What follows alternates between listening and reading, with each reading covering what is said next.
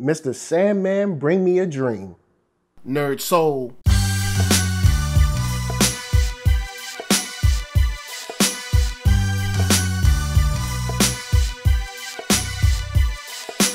Late Ill Kid at OneYoungsta holding it down, bringing you that Street Geek and NERDSoul. What is up, my people, today? Oh yeah, we get into another wonderful episode of Talk Shop. Now, real quick, we're continuing our read along, but I've got to give you some house cleaning. Something's happened in my life, and I just wanted to let you guys know. I've kind of notified everybody. Some of you might or might not know, but my wife is expecting. I'm going to be having a little boy, and I am super psyched. For all of you guys that already knew and gave me congratulations on all that stuff, thank you so much. It's cool. It's an exciting new adventure. I cannot wait. It's going to be so much fun, but it's also going to take a lot of my time.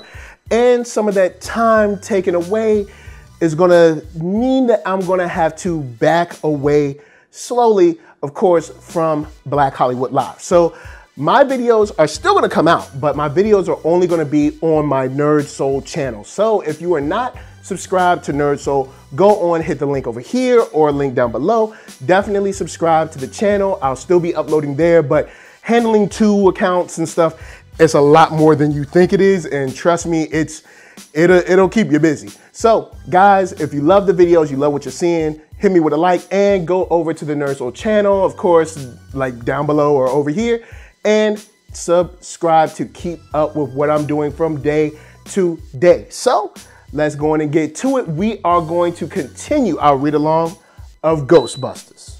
And this is the annual issue, just after Mass Hysteria, I believe after Get Real.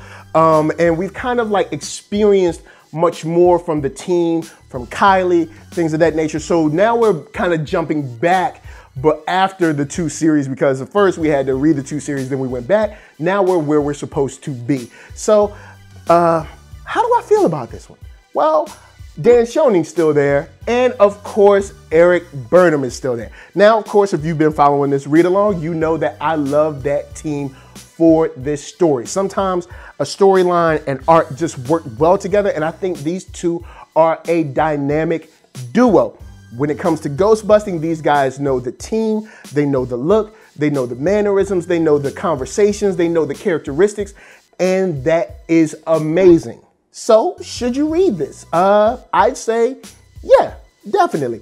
It's not as much of a high note as Get Real was for me, but I like this a lot because it involved the Sandman. And it brought a Sandman that was a little more, this ain't your granddad's Sandman. This isn't, this isn't the, the sweet tune of Bring Me a Dream, or this isn't even the animated series Sandman, who they actually reference in this comic book.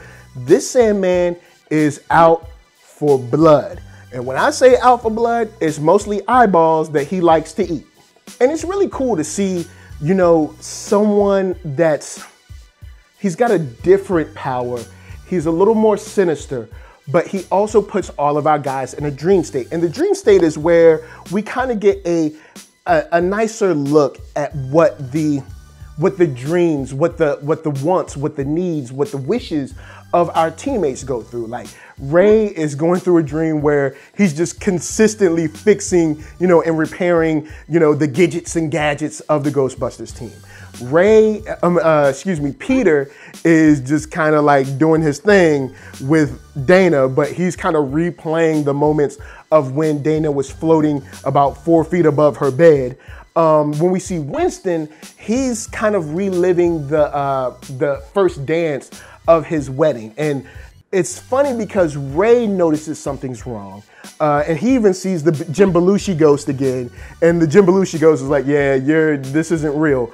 And Peter, unfortunately, has no clue. Like, he's definitely thinking that this is a dream, or thinking that this is just a normal situation.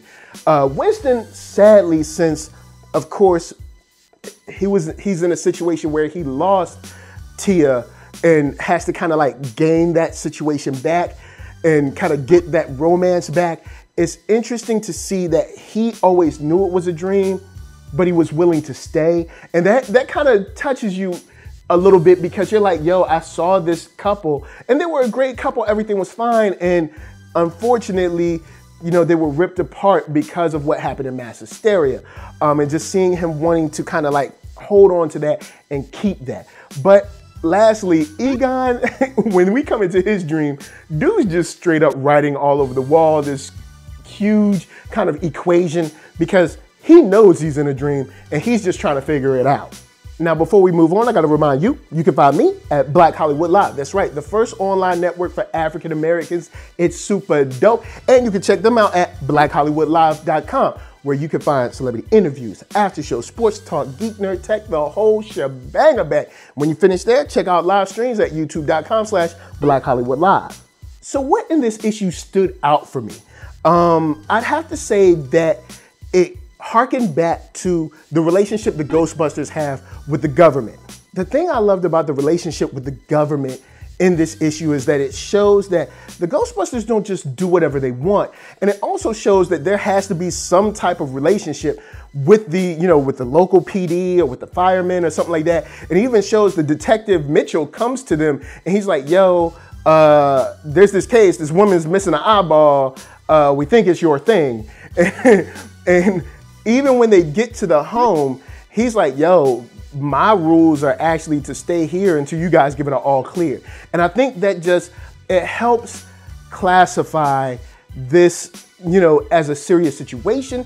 And it also roots this in a sort of, you know, serious, more grounded reality. I mean, I know it's a comic book, it's written in, it's drawn in a very cartoonish manner, but it kind of provides a situation where you say like, oh, this could happen. You know what I'm saying? So I really like that. I think that was one of the strongest parts of the issue that isn't really super touched on, but I think just the fact that they went through those emotions, it helps to provide context into how it works in New York, how it would work with maybe a service like this, or some paranormal investigators that were handling real ghosts, real threats. So yeah, man, the annual issue is definitely not top and get real for me, but I think that it's solid and I love the darker turn. When you read it, if you haven't read it, you'll read it that he's a little rougher, he's a little edgier than the animated series Sandman. So I think you'll like it. I definitely think it's definitely still worth the read. So guys, holla at me, I'ma holla at you. Down in the comments, let me know what you think about Ghostbusters Annual. It's after the first and second series. A lot of history there. You got Kylie, you got Janine. It's just a lot of fun and I enjoy it. So before I bounce, I gotta tell you guys to hit up ThatNERDSoul.com. That's right, check me out right there. All my videos from the oldest, newest, latest, greatest, and all that. Then hit up shop.ThatNERDSoul.com and pick yourself up a t-shirt player. And don't forget to get one for them playettes. Then come back here, like, comment, subscribe, and share that Nerd Soul. That's right, there's no better way that I can show people that you like what you are watching. And of course, LA, what up? VA, what up? RVA, you got my heart, so please be good to yourselves. Be good to each other. And of course, man, protect yourself, even in your sleep. Peace.